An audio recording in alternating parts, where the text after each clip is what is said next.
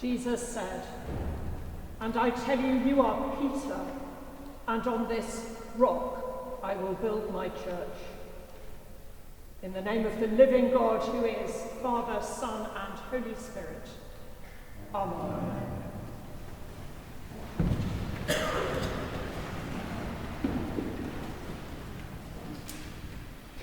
In my previous academic post, before I came to Oxford, I had a colleague who was ridiculously accident-prone. Let's call him John.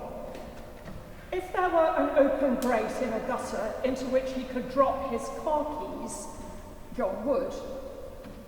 If one tourist car among scores in a coastal French town were to be burgled on the first day of his holiday, it would have been John's. He was always double-booking himself, forgetting to collect his small children from primary school, leaping heedlessly onto buses going in the wrong direction, missing trains, flights, and ferries. Yet John himself lacked self-awareness. One of his repeated mantras was, "I am so tired of being the rock." This morning's readings made me think of John, for just as there was very little that was rock-like about him, so the nickname of the rock that Jesus gave to Simon, son of Jonah, was more than somewhat ironical. Perhaps it was meant to be amusing to those who knew him well. For steadfastness, solidity, permanence, or reliability are not the qualities that one would immediately associate with Peter.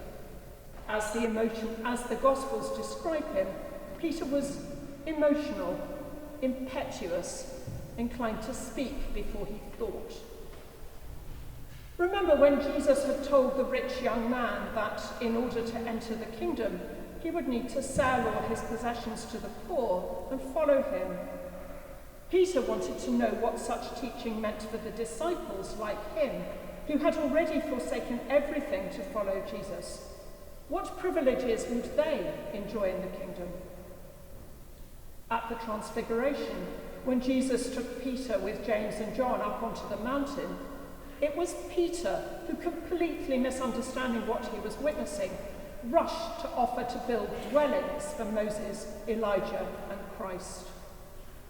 In the passage that follows today's Gospel, which will be our reading next week, Jesus will rebuke Peter for questioning his prediction of his own passion.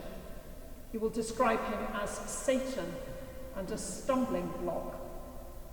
And of course, Peter, although having professed his undying loyalty to his Lord, would in fact betray him 3 times. Yet, despite these manifest weaknesses, aspects of his character that I've always found make Peter one of the most appealing of the disciples, despite these, Jesus singled him out with this distinctive nickname, the Rock. From the start, this rock was alive. Peter was a living rock.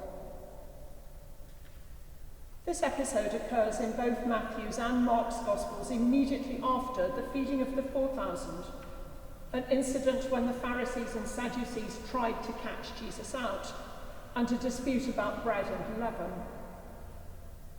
Jesus had taken his disciples to Caesarea Philippi, a Roman town in the north of the country near Israel's border, away from the pressing needs of the crowd, where he could teach them undisturbed. As so often, he raised the matter that he wanted to discuss by asking a question. Who do people say that the Son of Man is? The disciples tried various suggestions, but Peter was the first to identify Jesus as the Messiah, that is, the Christ. In Matthew's account, Jesus blessed him for having such insight into his divine identity. By contrast, both Mark and Luke said that Jesus immediately instructed the disciples to keep his identity secret. Having blessed him, Matthew says that Jesus gave him a nickname. You are Peter. The evangelist reported Jesus' words in Greek, saying that he called him Petros, a name that plays on the Greek word Petra, which means a rock. This wordplay works better in Aramaic, the language we assume that Jesus spoke.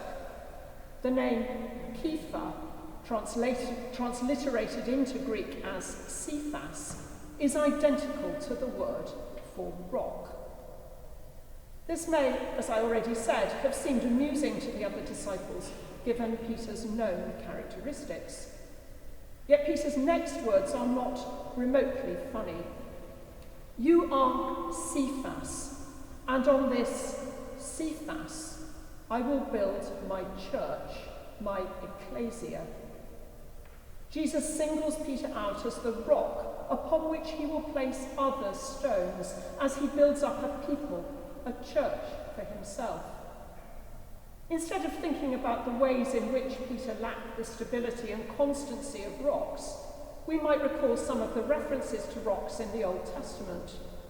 Think of Psalm 18, "The Lord is my rock, Petra, my defence and my salvation." Or Isaiah 51, "Listen to me, you that pursue righteousness, you that seek the Lord. Look to the rock from which you were hewn." The prophet went on to refer to Abraham and Sarah, our forebears, as the first rocks dug from the quarry of faithfulness. For all his outward flakiness and instability, Peter had in Jesus' eyes exactly the characteristics that made him the best of the disciples on which to build his church. Jesus didn't choose to build on any rock, on any disciple, but on Peter in particular, on this very rock.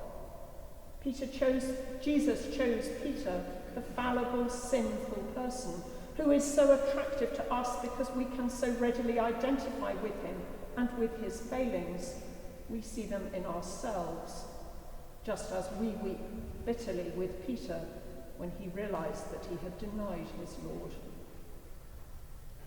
What should we understand by Jesus' word for church? Ecclesia. Not a building like the one in which we're gathered, with the associated mental image of Peter unlocking our great west door with the keys that Christ had given him. And not an organisation with a hierarchy of bishops and archdeacons, deans and canons. In the Greek civic world, ecclesia means an assembly of people, an assembly gathered for decision-making, whether in government or in social and religious groups. But in the Greek version of the Hebrew Scriptures, the word ecclesia means the congregation of the people of Israel, the people of God. That is the sense in which Jesus intends it here. He speaks of the community, the congregation, the people of God, a people assembled not on grounds of residence or ethnic identity, nor through a shared commitment to the law of God, but a people gathered round the Messiah, the Christ, whose divine status Peter has just recognised. This understanding of what Jesus meant by church is essential to our own shared faith and to our theology. The church is not just a voluntary organisation or a community of like-minded individuals. It is literally an article of faith. In a few minutes in the Creed, we will say, "We believe in one holy Catholic, as in universal, and apostolic church." In giving the keys of the kingdom to Peter, Jesus is connecting the church with the kingdom. Thus he reminds us that the church announces the kingdom that is to come. It prepares its people for that day. So how can we live up to his hopes and expectations for us, his church? We may find some help if we look to our epistle from Romans. In this passage, Paul offered us ethical prescriptions for collective Christian living, precepts revolving around the correct response which the brothers and sisters whom Paul addressed should make to the mercies of God that they had received. Present your bodies as a living sacrifice, he urged, recommending a giving of self, of the whole person, mind and body, to spiritual worship. A true response to such a call will involve both service to God and service to others. In recognition of our collective nature as a Christian community, Paul reminds us that all our gifts are given by God, not for our benefit or advancement as individuals, but in order that we might each use our distinctive God-given talents for the common good, because we who are many are one body, and individually we are members one of another. In this last week, I have been proud to see such a church in action. We're all deeply affected by the death of Jim, our much-loved verger. Last Wednesday, we reflected together in vigil on the particular talents that Jim brought to this place, and on the ways in which he used his gifts to minister to us as individuals and as a community. Yet those of you here today who are part of this congregation, this ecclesia, each of you has used your own God-given talents over these difficult days to help us, the clergy and the staff, and to assist one another and Jim's family in their grief. You have shown compassion. You have offered love and support. You've been generous with your time in assisting those who are struggling. You have prayed together. In choosing Peter as his rock, Cephas, on which to build his church, ecclesia, Jesus acted as always with deliberation and with self-awareness. I will build my church, he said, my own church. And so he chose Peter as the first stone, the rock. The narrative of the Acts of the Apostles makes Peter a key player in the emergence of that church after Christ's ascension. He fulfills the role that Jesus had intended for him.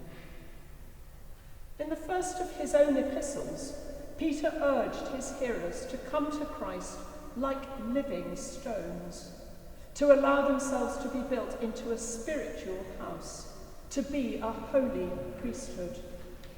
It is my joy and my great privilege to serve in this house, this church, built on such firm foundations, where daily you, God's own people, proclaim the mighty acts of him who has called you out of darkness into his glorious light. Amen.